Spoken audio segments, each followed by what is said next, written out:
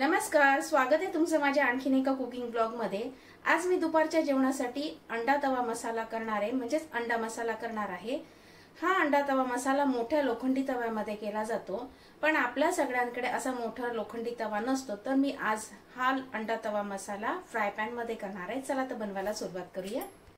अंडा तवा मसाला बनवण्यासाठी आधी आपल्याला इथे एक वाटण तयार करायचे, तर त्यासाठी मी इथे मीडियम साइजचे 2 टोमॅटो असे कट करून घेतले। त्यानंतर 7 लसूण पाकळ्या, अर्धा इंच आलं, 3 मिरच्या आणि थोडीशी कोथिंबीर घेतली। आता हे सगळं आपल्याला मिक्सरच्या भांड्यात काढून घ्यायचे आणि अगदी बारीक वाटून घ्यायचे। पाणी लागलं तरच वापरायचं, नाहीतर काही गरज नाहीये पाण्याची। वाटण छान बारीक असं वाटून घेतले। आता मी इथे 9 अंडी बॉईल करून घेतलेत आणि मधून कट करून घेतलेत। आता ही आपल्याला थोडीशी फ्राय करून घ्यायची।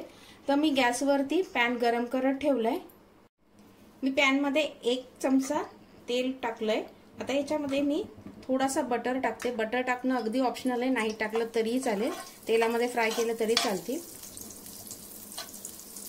आता ही एक अंडी आपण याच्यावरती लावून घ्यायची। हलकीशी आपण हे फ्राय करून घेणार आहे। 1 मिनिटभर मी छान अंडी फ्राय करून घेतली। याच्यावरती आता थोडंसं लाल तिखट टाकायचंय, त्यानंतर हळद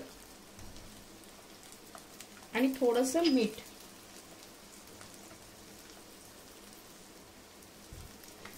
आणि आता आपण ही पलटी करून घेऊया एक अंडी सगळी पलटी करून घेतलीत। याच्यावरती आता आपण थोडंसं लाल तिखट, थोडीशी हळद आणि मीठ टाकून घेऊया, अगदी किंचितच, जास्त नाही। 1 मिनिटभर दुसरी बाजू पण आपण छान फ्राय करून घेतली। आता ही सगळी अंडी काढून घेऊया आपण।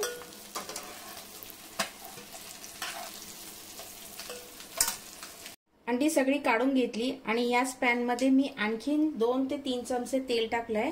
आता याच्यामध्ये आपण बारीक चिरलेला कांदा टाकायचा। मी इथे मोठ्या साईजचे 3 कांदे घेतले बारीक चिरून, ते टाकून घ्यायचे, मिक्स करायचे। कांदा छान परतून घेतलाय। आता हा कांदा आपल्याला नेहमीपेक्षा थोडासा लालसर करून घ्यायचा आहे। कांदा लवकर शिजण्यासाठी मी याच्यामध्ये थोडंसं मीठ टाकते, मिक्स करायचंय। आणखीन एक 5 मिनिटं आपण कांदा छान परतून घ्यायचा। कांदा छान 5 मिनिटं मी परतून घेतलाय आणि थोडासा लाल सुद्धा झालाय। एवढाच आपल्याला फ्राय करून घ्यायचा आहे। आता आपण याच्यामध्ये जे वाटण केलं होतं ते टाकून घेऊया, मिक्स करायचंय आणि याला सुद्धा तेल सुटेपर्यंत आपण छान परतून घ्यायचंय। वाटण कांद्यामध्ये छान परतून घेतले। आता तेल सुटायला सुद्धा सुरुवात झाली आहे। आता आपण याच्यामध्ये काही पावडर मसाले घालूया। तर मी इथे 3 मोठे चमचे लाल तिखट घालते, त्याच्यानंतर 1 छोटा चमचा काश्मीरी लाल तिखट रंगासाठी, त्यानंतर पाव चमचा हळद, त्यानंतर धण्याची पूड, जिरं, धणे जिरं आणि त्याच्यानंतर 1 छोटा चमचा गरम मसाला, 2 चमचे धणे पावडर टाकली आणि 1 चमचा जिऱ्याची पावडर टाकली। आता हे छान मिक्स करून घ्यायचंय। मसाले करपू नयेत म्हणून याच्यामध्ये 2 ते 3 चमचे मी पाणी टाकते। मिक्सरच्या भांड्यामध्ये जे वाटण होतं त्यातलंच पाणी मी याच्यामध्ये टाकले। आता हे छान परतून घ्यायचंय। यामध्ये मी 5 ते 6 लसूण पाकळ्या टाकते। आता हे पण मिक्स करायचंय। लसूण पाकळ्या टाकणं अगदी ऑप्शनल आहे, नाही टाकलं तरीही चालेल।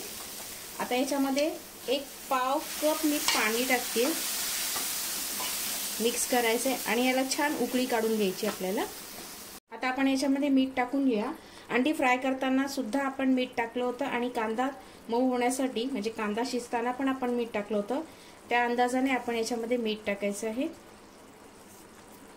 मिक्स करायचंय आणि 1 मिनिट हे आणखीन छान परतून घ्यायचंय। मी आणखीन पाव कप याच्यामध्ये पाणी टाकलं, जेणेकरून आपला मसाला करपू नये म्हणून। आता हे छान मिक्स झालं आहे। आता आपण याच्यामध्ये ही अंडी जी फ्राय केली होती ती लावून घेऊया। कांद्याला आणि वाटणाला छान तेल सुटलंय। आता आपण ही अंडी, गॅस बारीक ठेवलाय मी, आता ही अंडी आपण अशी लावून घ्यायची। तुम्ही याच्यामध्ये कोथिंबीर टाकू शकता, पण माझ्याकडे आता सध्या कोथिंबीर नाहीये, मी वाटणामध्ये वापरली होती त्यामुळे आता कोथिंबीर नाहीये माझ्याकडे। तुम्ही कोथिंबीर टाकू शकता याच्यामध्ये।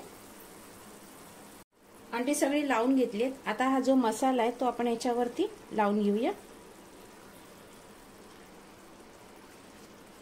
हे मसाला मी या अंड्याला सगळं लावून घेतलंय। आता झाकण ठेवून 1 मिनिट आपण याला वाफ काढून घ्यायची। 1 मिनिट झाले। आता हे थोडंसं आपण हलवून घेऊया, म्हणजे सगळ्या मसाला अंड्याला लागला जाईल। आणखीन 1 मिनिटभर आपण हे आणखीन शिजवून घ्यायचे। 1 मिनिटभर मी आणखीन हे शिजवून घेतलं। आता आपला अंडा तवा मसाला तयार आहे। आता मी हे काढून घेते। अंडा तवा मसाला बनवून तयार आहे। खूप सुरेख दिसतो हा। तुम्ही भाकरी सोबत, पुलक्या सोबत, कशासोबतही खाऊ शकता। अप्रतिम लागतो। तुम्ही हा घरी एकदा नक्की ट्राय करा आणि कसं झालं मला कमेंट बॉक्स मध्ये नक्की सांगा। कसा वाटला आजचा हा कुकिंग ब्लॉग कमेंट करून नक्की सांगा। जर तुम्हाला माझे हे कुकिंग ब्लॉग आवडत असेल तर लाईक नक्की करा।